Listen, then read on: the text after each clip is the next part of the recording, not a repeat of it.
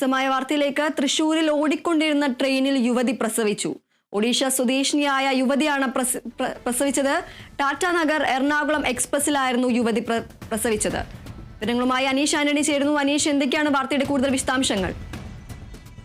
ഇന്ന് പുലർച്ചെ 4:10 തൃശൂർ അടുത്തുള്ള നെല്ലായി എന്ന് പറയുന്ന സ്ഥലത്ത് വെച്ചാണ് ഓടിക്കൊണ്ടിരുന്ന ട്രെയിനിൽ യുവതി പ്രസവിച്ചത്. ടാറ്റാനഗർ എറണാകുളം എക്സ്പ്രസിൽ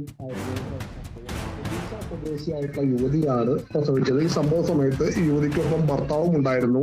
ഈ യുവതിയുടെ അമ്മയും അച്ഛനും എറണാകുളത്താണുള്ളത്. ഇവരെ കാണാനായിട്ടാണ് ഈ യുവതിയും ഭർത്താവും ടാറ്റാനഗർ എക്സ്പ്രസിൽ എറണാകുളത്തേക്ക് വന്നുകൊണ്ടിരുന്നത്. ഇതിനിടെയാണ് ഇത്തരത്തിലൊരു സംഭവം ഉണ്ടായത്.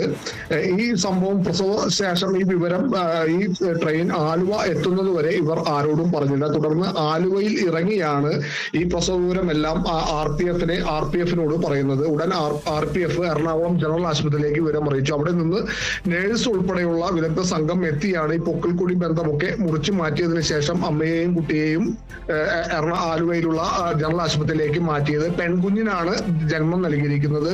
അമ്മയും കുട്ടിയും ഇപ്പോൾ മറ്റു ആരോഗ്യ പ്രശ്നങ്ങളൊന്നും തന്നെ ഇല്ല എന്നാണ് ആശുപത്രി അധികൃതർ അറിയിച്ചിട്ടുള്ളത്. എന്തായാലും വലിയൊരു അപകടം ഒഴിവായി എന്ന് തന്നെ വേണം പറയാം.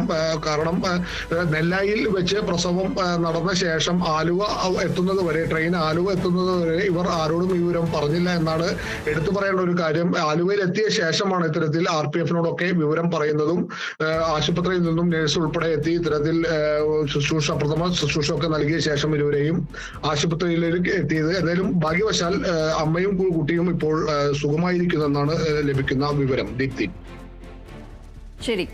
തൃശൂരിൽ ഓടിക്കൊണ്ടിരുന്ന ട്രെയിനിൽ യുവതി പ്രസവിച്ചു. ഒഡീഷ സ്വദേശിനിയായ യുവതിയാണ് പ്രസവിച്ചത്. ടാറ്റാനഗർ എറണാകുളം എക്സ്പ്രസിലായിരുന്നു യുവതി പ്രസവിച്ചത്. അനീഷ് ആന്റണിയാണ് വിശദാംശങ്ങൾ നൽകിയത്.